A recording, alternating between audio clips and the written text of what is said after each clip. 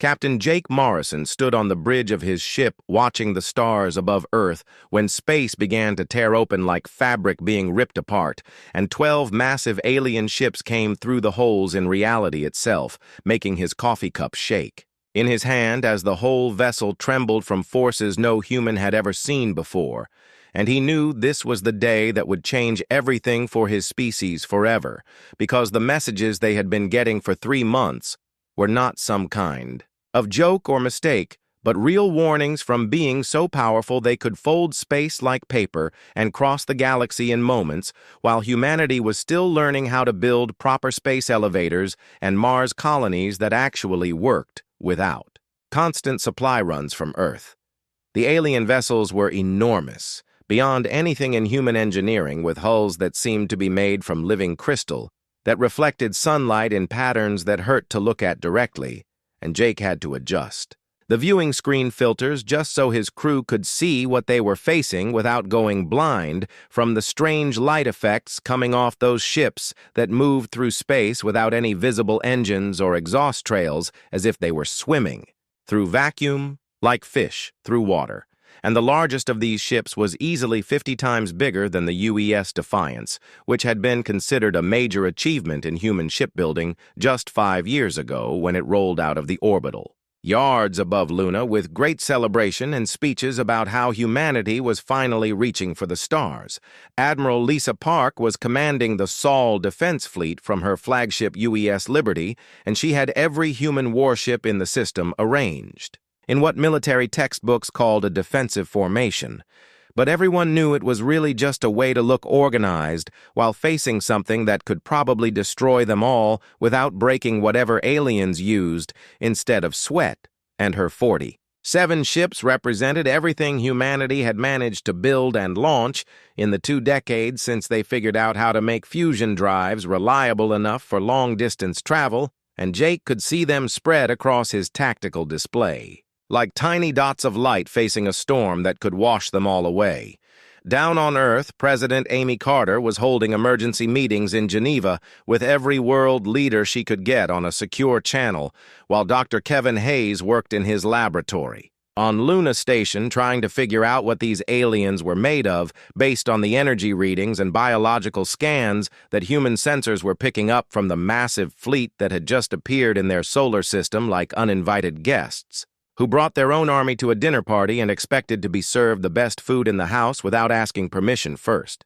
The message came through on every communication frequency that humans used, for everything from military channels to civilian radio broadcasts, and even the old emergency systems that were supposed to be impossible to hack or override. But somehow these aliens had taken control of everything electronic on Earth and in space with the same ease that a human might turn on a light switch in their own home, and the voice that spoke was mechanical and cold, like a computer that had learned to talk, but never learned to care about the words it was saying. "Primitive species of Sol 3, the voice said, and Jake felt his blood turn cold, because Sol 3 was what astronomers called Earth. And primitive was not a word anyone wanted to hear from beings who could cross the galaxy, while humans were still arguing about whether to build moon bases or focus on asteroid mining instead. And the message continued without pause or emotion, like reading from a grocery list that happened to contain the fate of 8 billion human lives. You will present tribute befitting your status as a developing civilization under the protection and guidance of the Galactic Council, the alien voice announced, and Jake wondered what kind of tribute they could possibly want from a species that had barely figured out how to leave their own planet reliably, and whether these aliens even understood that humans had nothing valuable to offer beings who could apparently do impossible things with technology that made human science look like children playing with sticks and stones in a sandbox. Compliance ensures your survival and eventual elevation to junior membership in the galactic community.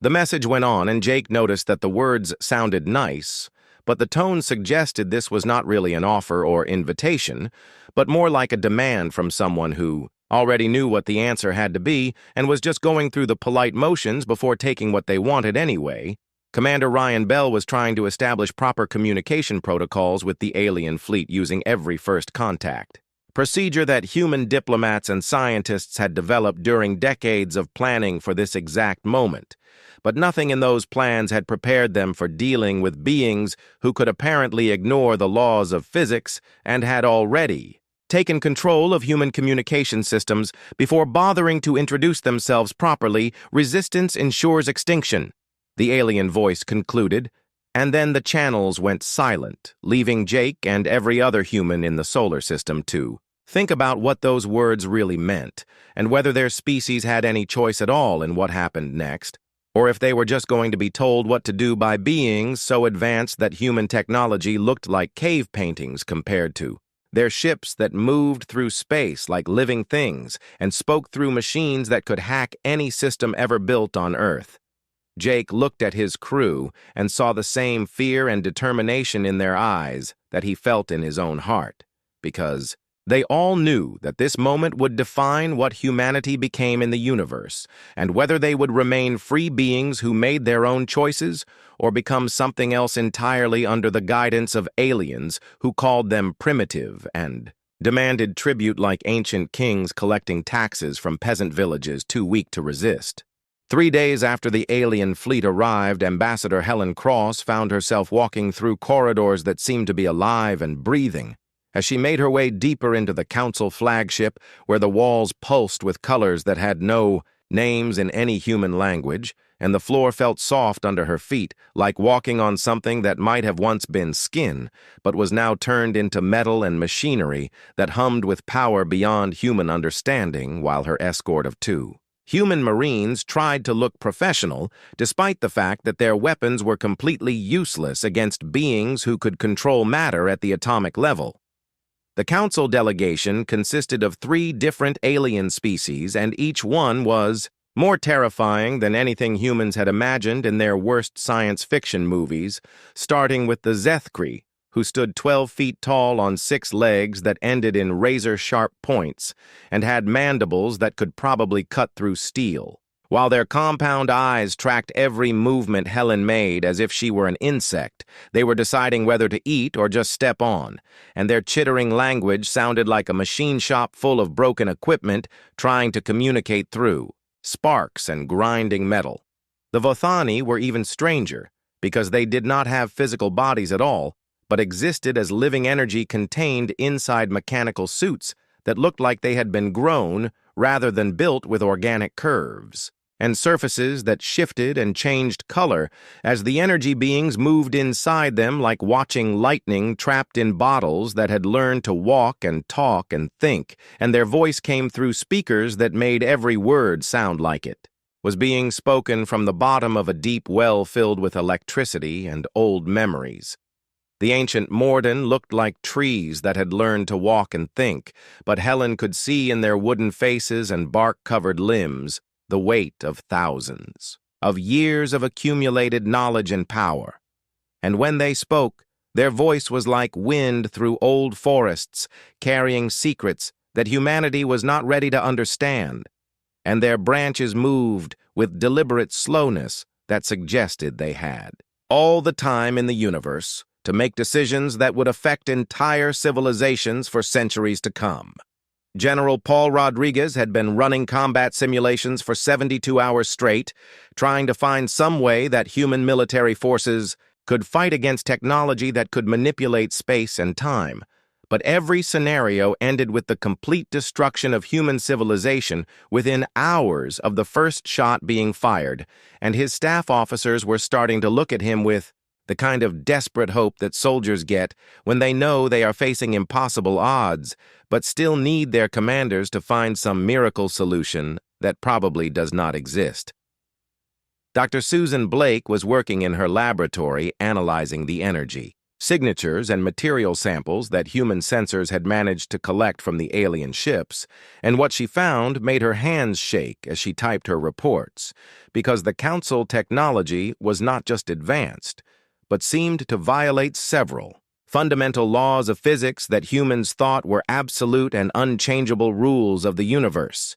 And yet these aliens were using them like tools in a workshop, while humanity was still trying to figure out how to make fusion reactors that did not explode when something went wrong. The Council's demands were presented to Helen in a chamber that felt like being inside the heart of some massive creature, where the walls pulsed with a rhythm that matched her own heartbeat, and the alien. Representatives sat on platforms that hovered in the air without any visible support, while holographic displays showed images of human cities and populations and industrial centers as if they had been studying Earth for much longer than the 3 months since first contact and knew exactly how many people lived in each major population center. Your species will provide 50% of annual industrial output to support Council operations and galactic peacekeeping efforts, the Zethkri representative announced while their mandibles clicked together in what might have been satisfaction or hunger, and Helen tried not to think about what galactic peacekeeping might involve when practiced by beings who could destroy planets and demanded tribute from civilizations that had done nothing wrong except exist in the same galaxy as the Council. 20% of your population will be relocated to Council facilities for workforce allocation and cultural education programs, designed to integrate primitive species into galactic civilization, the Vothani added, and their energy form flickered with patterns that reminded Helen of brain activity, or maybe electrical storms, and she wondered what cultural education meant to beings who thought of humans as primitive and whether the people who were relocated would ever see Earth again or become something else entirely. The Morden spoke last, and their ancient voice carried the weight of authority that came from having made these same demands to hundreds of other species over thousands of years of expanding Council control throughout the galaxy, and Helen realized that she was not witnessing first contact between equals but watching the continuation of a process that had been going on since before human civilization existed. All military assets will be transferred to Council oversight to ensure peaceful development and prevent the kind of aggressive expansion that threatens galactic stability, the tree-like alien announced. And Helen understood that they were not just taking away humanity's weapons, but also their ability to explore space and reach other star systems without Council permission and oversight, which meant that humans would never be able to spread beyond their own solar system without becoming servants to these ancient powers. Economic advisor Tom Bradley had calculated that accepting these terms would reduce Earth to a resource extraction colony within a single generation, while physicist Dr. Carol Weber discovered that Council protection meant something very different from what the word suggested, because the energy readings from their ships indicated weapons that could sterilize entire planets and fleets, that could blockade solar systems indefinitely without any need for resupply or maintenance.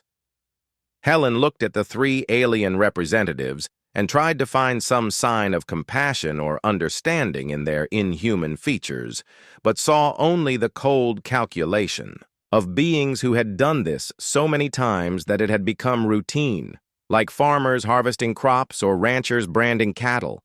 and she realized that to them, humanity was not a civilization to be respected, but a resource to be managed and controlled.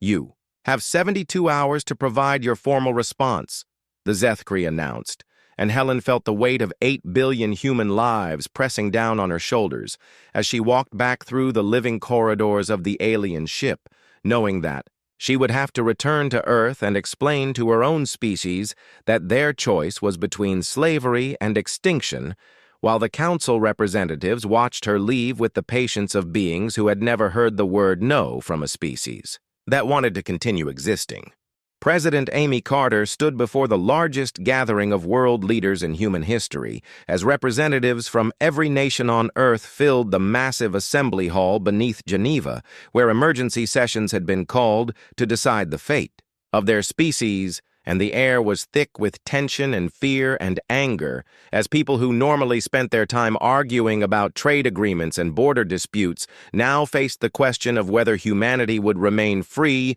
or become slaves to alien masters, who saw them as nothing more than useful resources to be harvested and managed. The debate lasted 18 hours, with leaders taking turns at the podium to express their views on the council's ultimatum, while translators worked frantically to convert dozens of languages into real-time discussions about impossible choices and the weight of 8 billion lives hanging in the balance, as everyone in the room understood that whatever decision they made would affect every human being who had ever been born, and every human being who might be born in the future, if there was going to be a future for their species at all. Colonel Steve Parker was implementing Operation Lighthouse from a command center buried 3 miles beneath Colorado, where teams of soldiers and engineers worked around the clock to prepare for scenarios that military planners had developed during decades of thinking about what would happen if humanity ever faced an enemy so powerful that conventional warfare became meaningless, and the preparations involved everything from hiding critical infrastructure to ensuring that human knowledge and culture could survive, even if most of the population did not. Engineer Maria Santos was coordinating with industrial centers across the globe to prepare Earth's manufacturing capabilities for what everyone hoped would never come, but knew was probably inevitable, because the Council's demands made it clear that they viewed humanity as a resource extraction operation rather than a diplomatic negotiation, and her teams were working to ensure that whatever happened next, humans would be able to maintain some level of technological independence even under alien oversight. Dr. Kevin Hayes had been analyzing the biological samples and energy readings from the Council ships, and what he discovered made him request an immediate meeting with the President, because the aliens were not just technologically advanced, but seemed to be using biotechnology that blended living tissue with mechanical systems in ways that suggested they had long ago stopped being purely biological creatures and had become something else that might not even remember what it felt like to be a natural life form. The vote was unanimous when it finally came, and every leader in the assembly hall raised their hand in support of the resolution that would define humanity's response to the Council ultimatum. And President Carter felt both proud and terrified as she realized that her species had chosen to stand together even when facing impossible odds, and the knowledge that their decision might lead to the extinction of everything they had ever known or loved.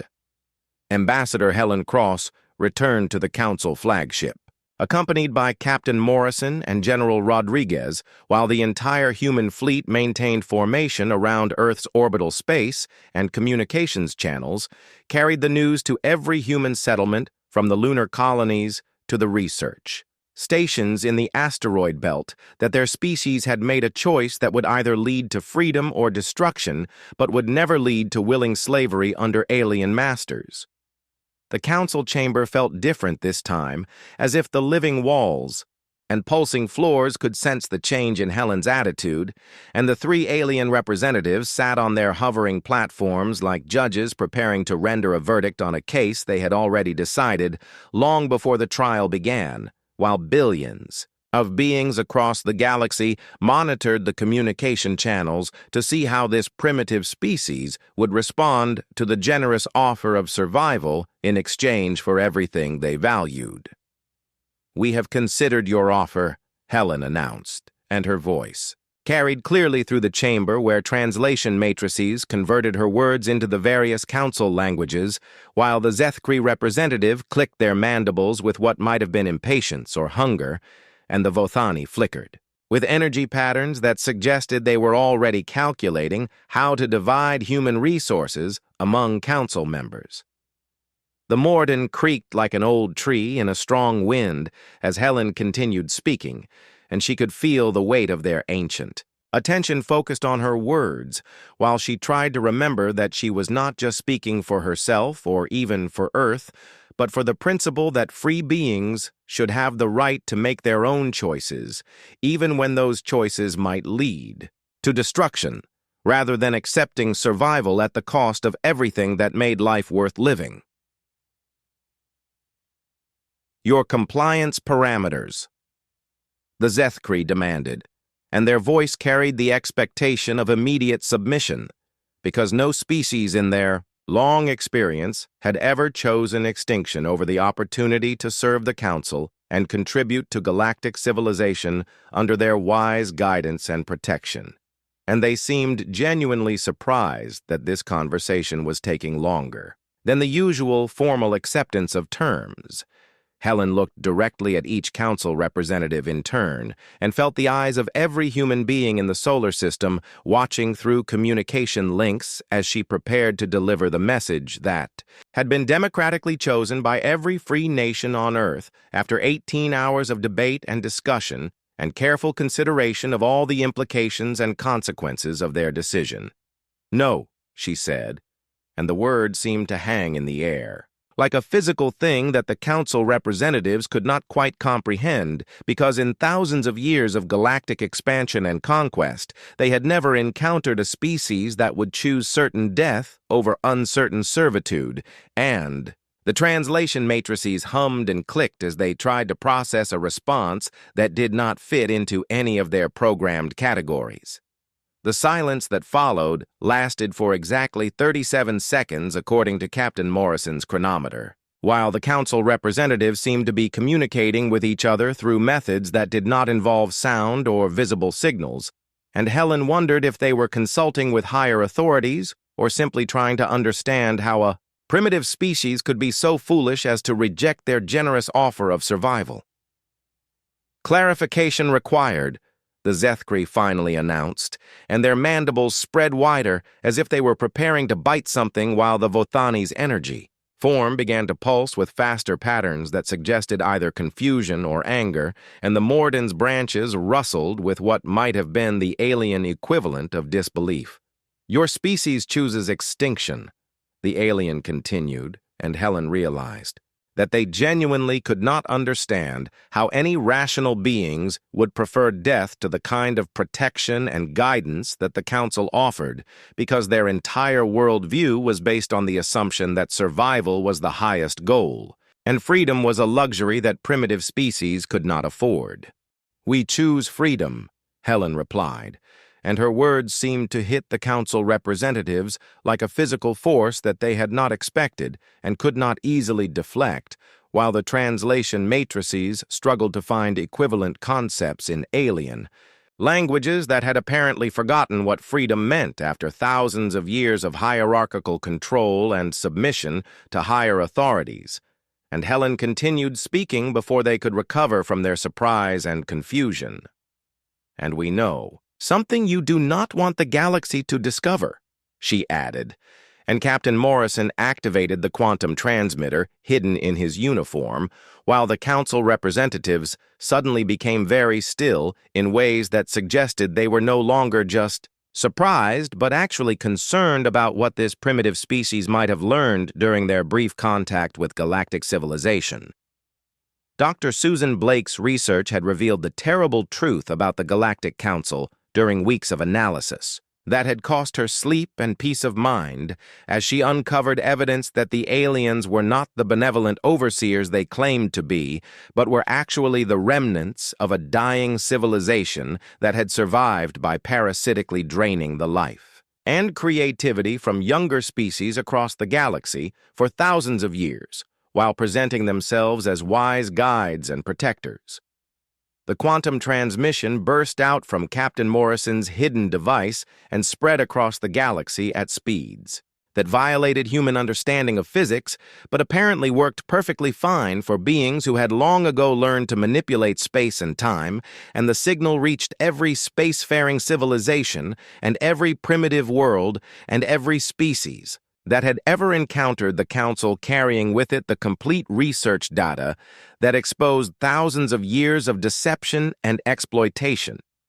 The evidence was overwhelming and undeniable, because Dr. Blake had used the Council's own technology, signatures against them, and traced the energy patterns that showed how they had systematically harvested the creativity and life force and technological innovation from over 400 different species while claiming to protect them from galactic threats that the Council themselves had created to justify their continued expansion, and Control Lieutenant Commander Rachel Torres was monitoring communications from the UES Defiance when the galaxy exploded into chaos as species after species began receiving the human transmission and understanding for the first time what had really happened to their civilizations, and why their technological development had stagnated under Council guidance and protection, and why so many of their people had been taken away for workforce allocation and cultural education programs that they had never returned from. The reptilian Kethmore were the first to respond, and their message burned across the communication channels with rage that had been building for 3 centuries of enslavement disguised as protection, while they seized Council mining operations in the Rigel system and declared that they would rather die fighting than continue living as cattle being slowly consumed by parasites that wore the mask of civilization and wisdom. The aquatic Blunay followed within hours as their deep ocean cities erupted with rebellion against Council overseers who had been strip mining their homeworld for rare elements, while telling them it was necessary for galactic security and the defense of primitive species that needed protection from hostile forces that might threaten their peaceful development under Council supervision. Species that had been enslaved for millennia suddenly remembered what it felt like to be free as the human transmissions spread through quantum communication networks that the Council had built to maintain their control, but which now carried the seeds of their own destruction to every corner of the galaxy, where subjugated peoples realized that their masters were not gods or wise ancients, but predators that had been feeding on them for longer than their recorded history. The Council's response was swift and brutal as they deployed Planet Killer weapons against the Kethmore homeworld, but engineer Danny Clark had been preparing for exactly this scenario, and the quantum disruptors that human scientists had developed were simple but effective at neutralizing the exotic energy systems that the Council used for their most devastating weapons, and the alien superweapons failed for the first time in thousands of years of galactic warfare. Dr. Nicole Adams was working with alien scientists from 6 different species who had managed to escape Council oversight, and what they discovered together was even more horrifying than anyone had imagined, because the Council's power source was not just advanced technology, but was actually powered by the hopes and dreams and aspirations of subjugated peoples who had their creativity literally harvested and converted into energy that sustained their alien masters. The process was so sophisticated that most species never realized what was happening to them as their civilizations slowly lost the ability to innovate and explore and create new things, while their population became docile and compliant under Council guidance that drained away everything that made life worth living, while leaving behind empty shells that looked like people but had forgotten how to dream. Admiral Lisa Park was coordinating the defense of Earth as Council forces moved to make an example of humanity and show the galaxy what happened to species that chose rebellion over submission. But the Sol system had become the focal point of a galaxy-wide war for freedom, as ships from dozens of newly liberated species arrived to stand alongside human vessels in a battle that would determine whether the age of Council domination would continue or finally come to an end. Commander Tony Lewis led boarding parties onto Council vessels and discovered vast processing centers where the thoughts and creativity of enslaved beings were harvested and refined into pure energy that powered the alien ships and weapons and life support systems, and what he found in those chambers made veteran soldiers weep as they realized the true scope of the crimes that had been committed against consciousness itself over thousands of years of galactic history. The Council representatives in the chamber where Helen stood were no longer the confident overseers they had appeared to be just minutes earlier, but were now revealed as desperate parasites whose entire civilization depended on the continued exploitation of species that they had convinced to trust them, and the Zethkri began clicking their mandibles in patterns that suggested panic, while the Vothiani flickered with chaotic energy and the Morden creaked like trees in a hurricane.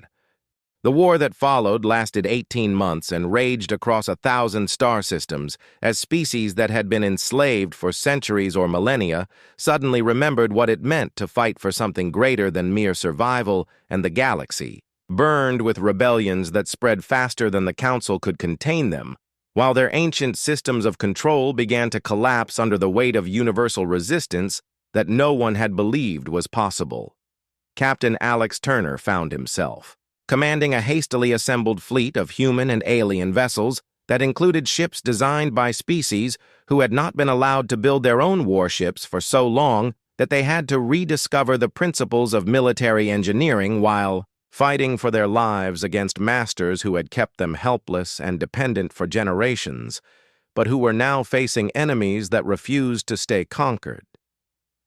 The technology gap that had seemed impossible to overcome began to narrow as liberated. Species shared their knowledge and creativity in ways that the Council had never allowed, and human engineers worked alongside alien scientists to develop weapons and defenses that combined the best ideas from dozens of different civilizations that had been kept apart and isolated to prevent exactly this kind of cooperation and innovation. Dr. Nicole Adams discovered that the Council's power system was even more vulnerable than they had realized because it depended on the continued submission and despair of their subjects. And when species began to hope and dream and fight for freedom again, the energy that had sustained their masters for thousands of years began to weaken and fluctuate in ways that affected everything from their weapons to their life support systems. The battles were fierce and desperate, because the Council fought with the fury of parasites whose host organisms were finally trying to kill them,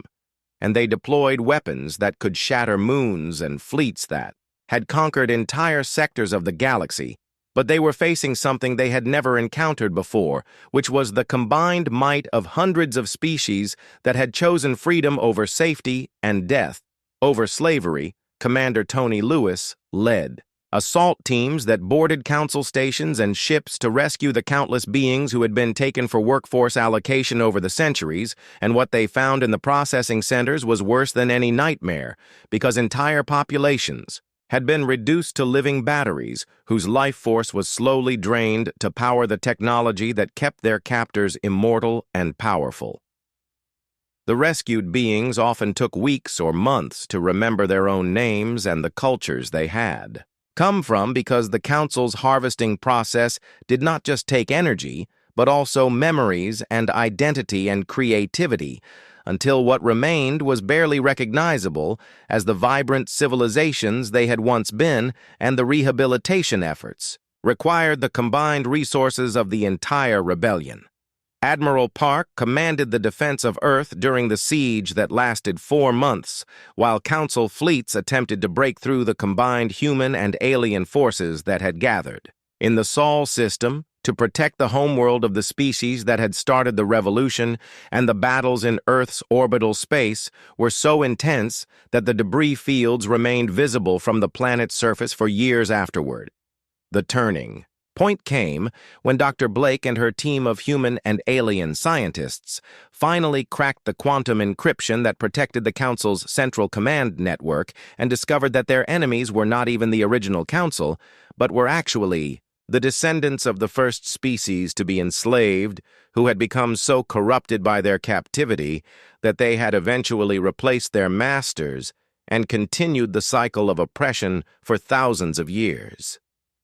This revelation was even more horrifying than the original discovery, because it meant that any species could fall into the same trap if they lost sight of what made them free and began to see domination as the only way to survive in a hostile galaxy, and it explained why the Council's methods were so effective at breaking down resistance and turning victims into willing participants in their own exploitation.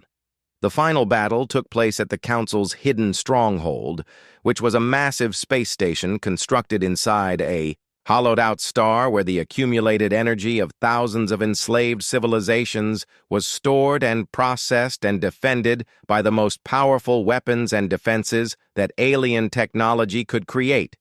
But even those seemed inadequate when facing The combined fury of every species they had ever wronged, Captain Morrison led the joint fleet that assaulted this last bastion of the old order, and the fighting was so intense that entire sections of the artificial star began to collapse as exotic. Weapons tore through matter that had been engineered to withstand the pressure and heat of stellar cores, while liberation forces pushed deeper into the station, looking for the central power source that sustained their enemies inside the station. Helen Cross and a team of diplomats and scientists made their way through corridors filled with the harvested dreams and aspirations of billions of beings, while the walls themselves pulsed with stolen creativity that had been converted into pure energy and stored in crystalline matrices that hummed with the voices of the dead and enslaved, calling out for justice and freedom.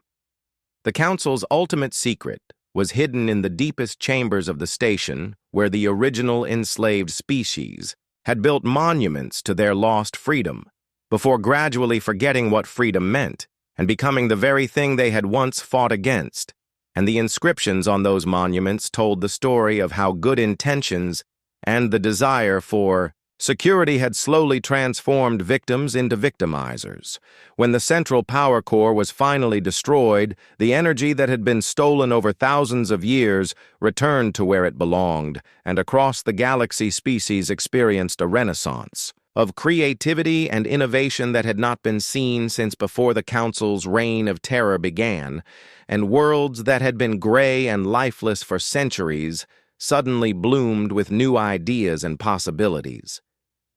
The explosion that destroyed the artificial star could be seen from 100 light-years away as thousands of years of accumulated stolen energy was released back into the galaxy, and the Council ships that had seemed invincible suddenly lost power and drifted helplessly through space, as their crews discovered what it felt like to be mortal again after millennia of artificial immortality sustained by the suffering of others. The new Galactic Alliance was founded 6 months after the destruction of the Council's power source, and its headquarters were established on Luna, where representatives from over 300 liberated species worked together to build a civilization, based on voluntary cooperation rather than forced submission.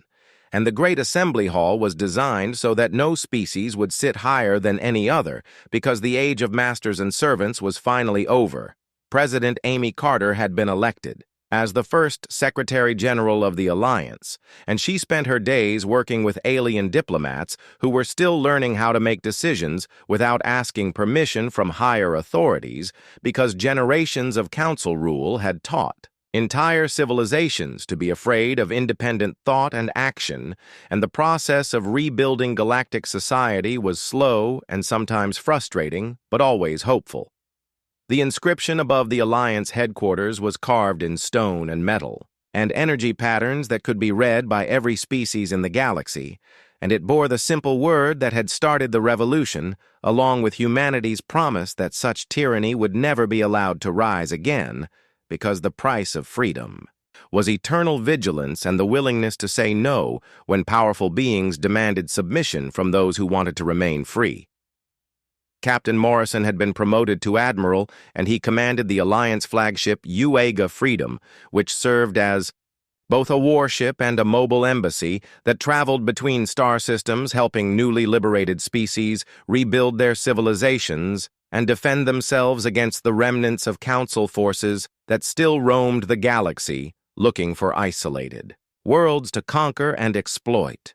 The children who played on the lunar surface beneath the observation deck where Admiral Morrison stood were human and alien and hybrid beings who represented the first generation to grow up in a galaxy where different species could interact as equals rather than as masters and slaves, and their laughter echoed through the corridors of the Alliance headquarters like music that had been missing from the galaxy for thousands of years. Dr. Blake had established the Institute for Galactic Ethics, which studied the psychological and social mechanisms that allowed civilizations to become oppressive and exploitative so that future generations would recognize the warning signs before it was too late, and her research showed that the capacity for tyranny existed in every intelligent species, but so did the capacity for freedom and justice and compassion.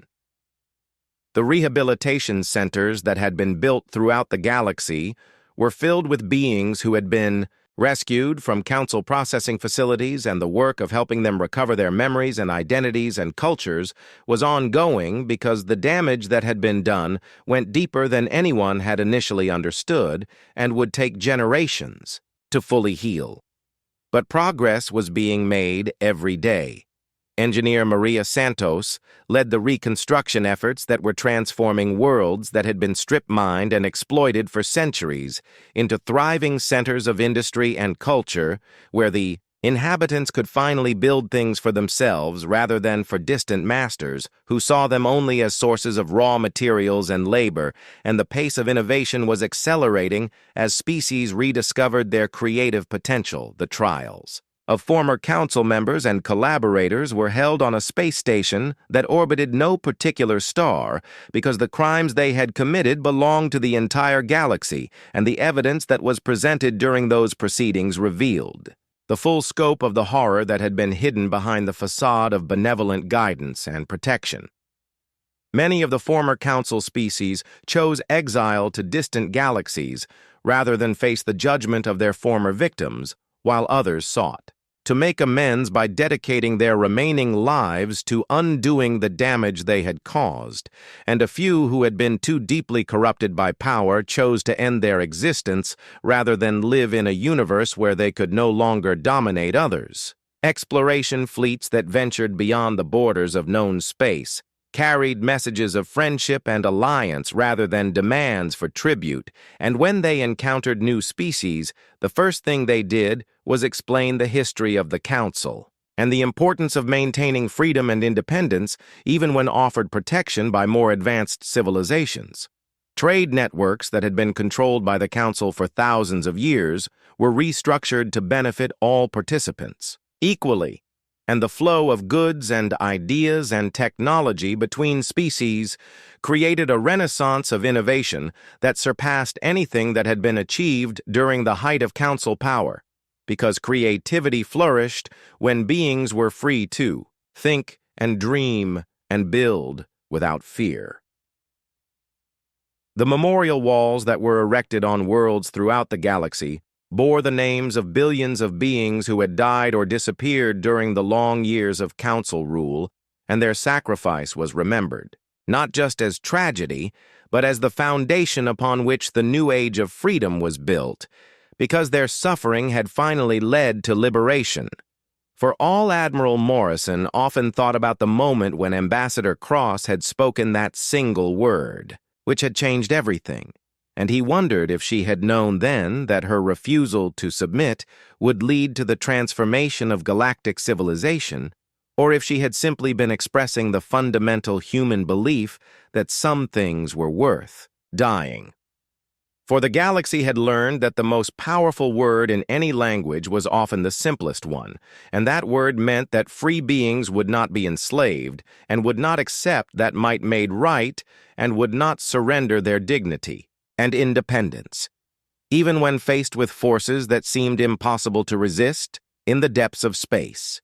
New species discovering faster than light travel would find not demands for tribute or threats of extinction, but offers of friendship and membership. In a community of free civilizations that had learned the hard way that diversity and independence were the sources of strength rather than threats to be eliminated, the age of galactic tyranny was over, and it had ended because one species had refused to accept that survival was more important than freedom, and had chosen to fight rather than submit, and had given the galaxy back its soul by proving that even the most powerful oppressors could be defeated by beings who were willing to stand together and say no.